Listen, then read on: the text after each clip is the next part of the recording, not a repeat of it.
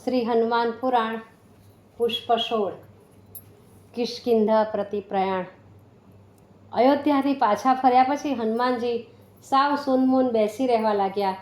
કિષ્કિંધા જવાની રજા માતા પિતા પાસે કેવી રીતે માંગવી તેની મૂંઝવણમાં મારુતિ મુકાઈ ગયા હતા। અયોધ્યા તો થોડા દિવસ માટે જવાનું હતું, રામજીના સાનિધ્યમાં રહેવાનું હતું, એટલે તો માતાએ જ હર્ષભેર વિદાય આપી હતી। પણ હવે લાંબા ગાળા માટે વિખૂટા પડવાની રજા માતા કોઈ પણ રીતે નહીં આપે એની એમને 100% ખાતરી હતી। પોતાની મન વાત એ કોઈને કરી શકતા નહોતા। હનુમાનજીના હૈયાની વ્યાકુળતા અનુભવી માતા બરાબર પામી ગયા। વાનરરાજ કેસરીનું ધ્યાન ખેંચતા બોલ્યા, અયોધ્યાથી પાછા ફર્યા પછી આ હનુમાનને થઈ ગયું છે શું? નથી ક્યાંય બહાર જતો, નથી મિત્રો સાથે આનંદ પ્રમોદ માણતો, મારી સાથે મન મૂકીને બોલતો નથી। પહેલાં તો પ્રશ્નો પૂછીને મને મૂંઝવી મારતો, જાણે મોટી મૂંઝવણમાં પડી ગયો હોય એમ ખોવાયેલો રહે છે।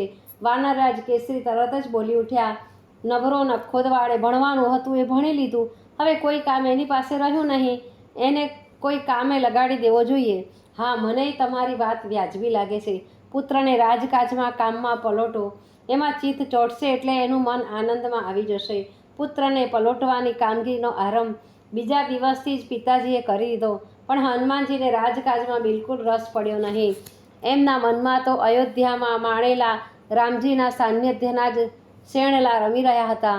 રાજકાજમાં નાની મોટી ભૂલો થવા માંડી એટલે પિતા કંટાળી ગયા। સાંજે ઘેર આવતા વેત પુત્રના વર્તન બદલ ફરિયાદ કરતા બોલ્યા, આ હનુમાનને થયું છે શું? ક્યાં પહેલાંનો ચાલાક સ્ફૂર્તિલો હનુમાન અને ક્યાં અત્યારનો મૂળ નિષ્ક્રિય હતાશ હનુમાન? કામોમાં તો એ છબરડા જ વાળે છે, ભલે એ ઘેર રહેતો। પુત્રનું દર્દ અંજની માતા હવે કળી ગયા હતા। પુત્રના ચિત્તમાંથી રામજીનું સ્મરણ ખસતું નહોતું। રામજીનું સ્મરણ કરવું, રામજીના ધ્યાનમાં ખોવાવું એ કાંઈ મોટું ખોટું કામ તો હતું જ નહીં। ભલભલા તપસ્યાથી જે કામ સિદ્ધ નથી થઈ શકતું એ અતિ કઠિન કામ પુત્રે સહજપણે સાધ્ય કર્યું હતું। માતાએ પણ હવે પુત્રને ઠપકો દેવો બંધ કર્યો। આ કોયડો રામજી પોતે જ ઉકેલી દેશે એવી પ્રભુ પર આસ્થા રાખી માતા પોતાની પ્રવૃત્તિમાં વ્યસ્ત રહેવા લાગી। હનુમાનજી રામજીને વિચારે ચડી જતા ત્યારે હૈયું ભરાઈ આવતું, આંખમાં અશ્રુ ધસી આવતા। રામજીના કાર્યમાં જોડાઈ જવા કિષ્કિંધા જવાની રજા માતા પિતા પાસેથી શી રીતે માગવી અને ખરેખર વિમાસણ અત્યારે અનુભવી રહ્યા હતા। રામજીને આમ રોજ ગુમસુમ બેસી રહેલા જોઈ એક દિવસ વાનરરાજ કેસરીએ અંજની માતાને કહ્યું, હનુમાનના મનનો ઈલાજ મને મળી ગયો છે। અંજની માતા તરત જ બોલી ઉઠ્યા, મારા લાલના મનનો કંઈ જ ઈલાજ કરવાની જરૂર નથી। મારો લાડકો દીકરો કંઈ પાગલ નથી થઈ ગયો કે એના મગજનો ઈલાજ કરવાનો હોય? ગાણપણ નથી તો બીજું શું છે? કેસરીરાજ ક્રુદ્ધ સ્વરે બોલ્યા, મૂંગા એકલા બેસી રહેવું અને કોઈની સાથે કશી વાત ન કરવી એ કેમ ચાલે? વાનરનો સ્વભાવ તો ચંચળ હોય છે, ચંચળતા છોડે એને ગાણપણ જ વળગ્યું કહેવાય। હું તો કહું છું કે કોઈ રૂપાળી વાનરી શોધી કાઢ, એને વેળાસર પ્રણાવી દો, 20 નોહરી વળગશે એટલે આપમેળે સીધો દોર થઈ જશે। પતિદેવની આ વાત સાંભળી અંજની માતા તરત જ બોલી ઉઠ્યા, ના, મારો હનુમાન સંસારની પડોજણમાં પડે એવો નથી। નૈષ્ઠિક બ્રહ્મચર્યનો સંકલ્પ કરીને બેઠો છે, એની પાસે વિવાહની વાત કરશો તો આપણાથી વિખોટો પડી ક્યાંય દૂર સુદૂર ચાલ્યો જશે। જીવનમાં ફરીથી દીકરાનું મોં જોવાય નહીં પામીએ, પણ એનું ચિત્ત અન્ય વિષયમાં લગાડવાની તો જરૂર છે। આમ ને આમ સૂનમૂન એ બેસી રહેશે તો થોડા જ વખતમાં એને વિચારવાયું થઈ જશે। રાજ્યના કામ અંગે કાલે સવારે હું કિષ્કિંધા જઈ રહ્યો છું, મારી વાતમાં સંમત થતા હો તો હું હનુમાનને પણ સાથે લઈ જાઉં। વાલીના સામ્રાજ્યમાં વાનર રાજનીતિમાં રસ લેશે તો એનું ઘડતર થશે। માતા પિતાને જવાબ આપવા જતા હતા ત્યાં જ હનુમાનજી બોલ્યા ઉઠ્યા, હા માં, કિષ્કિંધામાં મને ખૂબ ફાવશે। પિતાજીની દરખાસ્ત વધાવી લેવા જેવી છે। પિતાજીનો પ્રસ્તાવ હનુમાનજી માટે તો ભાવતું હતું ને વૈદે કહ્યું તેવો હતો। રામજીએ ઘડેલી યોજનામાં જોડાવાના સંજોગો યોગાનું યોગ જ ઊભા થઈ રહ્યા હતા।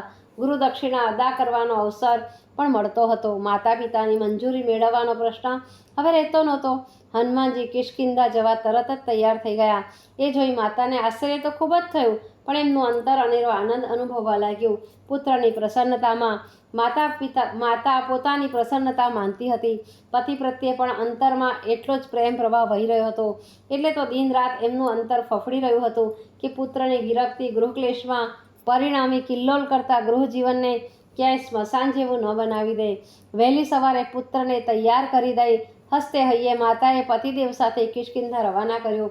પુત્ર સમજણો થયો ત્યારથી પિતાજી સાથેનો આ પહેલો જ પ્રવાસ હતો. વિચારમગ્ન હનુમાને રસ્તામાં પિતાજી સાથે કંઈ જ વાર્તાલાપ ન કર્યો. પિતા પણ એમના અતડા સ્વભાવને લીધે આખે રસ્તે મૌન જ રહ્યા. છતાં એ પિતા પુત્ર વચ્ચે સ્નેહની અદીઠ અતૂટ સ્નેહ સાંકળ એવી બંધાયેલી હતી કે બંને જણા એકબીજા માટે પ્રાણ પાથરવા સદાય તૈયાર રહેતા. સુમેરુ પર્વત અને એની આજુબાજુનો વિસ્તાર વાનરરાજ કેસરીના કબજામાં હતો. કિષ્કિંધાનો સમ્રાટ વાલી સમસ્ત સામ્રાજ્યનો સ્વામી હતો. એના હાથ નીચે કપિરાજ કેસરી જેવા તો સંખ્યબંધ સામંતો હતા.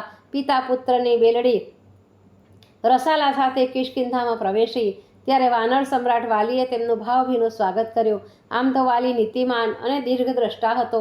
પોતાના સામંતોને ખૂબ સારી રીતે રાખતો હતો. વાનરરાજ કેસરી સાથે વાલીની ગાઢ મૈત્રી બંધાયેલી હતી. હનુમાનજીના બાલ્યાવસ્થાના પરાક્રમની મહાગાથા વાલીના કાન સુધી અગાઉથી જ પહોંચી ગઈ હતી. હનુમાનજી પ્રત્યે પણ વાલીના હૈયામાં માન ઉપજ્યું હતું. કપિરાજ કેસરીને ધન્યવાદ આપતા વાલી બોલ્યો, તમે ખરેખર બળભાગી છો. આવો વિદ્વાન અને તેજસ્વી પુત્ર તમારા કુળને તારી દેશે.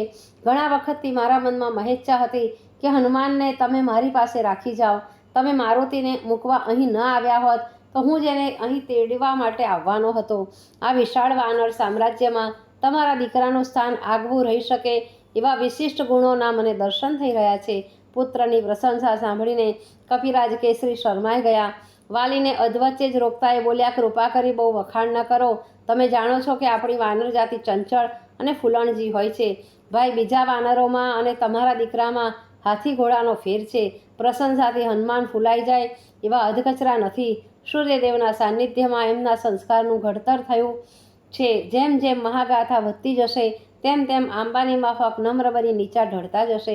પહેલાં હનુમાન તરફ દ્રષ્ટિ કરી પછી એ જ દ્રષ્ટિને વાલી તરફ એકાગ્ર કરતા કેસરીરાજ બોલ્યા, હું તો રાજકાજમાં પાવરધો કરવા એને અહીં લાવ્યો છું. કિષ્કિંધાના મહાસાગર જેવા રાજકારણમાં ડૂબકી મારતા શીખે તો સારું. ખાબુચિયા જેવું રાજ્ય સહેલાઈથી તરી શકે.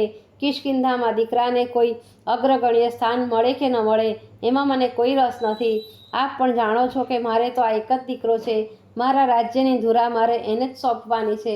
તમે જ્યારે નિશ્ચિત બનીને અહીં મૂકી જાઓ મારા અંગદ માફક એને સાચવીશ. અંગદ અને હનુમાન ઉંમરમાં સરખા છે. બંને વચ્ચે ગાઢ મૈત્રી બંધાઈ જશે. અહીંની ભરચક પ્રવૃત્તિઓમાં ઘરની યાદ પણ ભૂલાઈ જશે. વાલીએ કેસરીને ખભે હાથ મૂકી થોડી વાર પછી કહ્યું, કોઈ દિવસ દીકરાને બહાર કાઢ્યો નથી, નજરથી અળગો કર્યો નથી. એટલે થોડી વાર તો પિતૃવિયોગનું દુઃખ ચાલશે, પણ તમે દીકરાની ફિકર ચિંતા રાખશો નહીં. સુગ્રીવ મારો બીજો ભાઈ છે. હનુમાનને હું મારા ત્રીજા સગા ભાઈ પેઠે સાચવીશ. વાલીએ આપેલી હૈયાધારણથી પિતાની આંખમાં ધસી આવેલું અશ્રુનું બિંદુ ત્યાં જ થંભી ગયું. વાલીરાજની ચપળ નજરે તે બિંદુ પડ્યું. કપિરાજ કેસરી હનુમાનનો હાથ વાલીના હાથમાં સોંપી દઈ એ જ વેળાએ પાછા ફરી ગયા.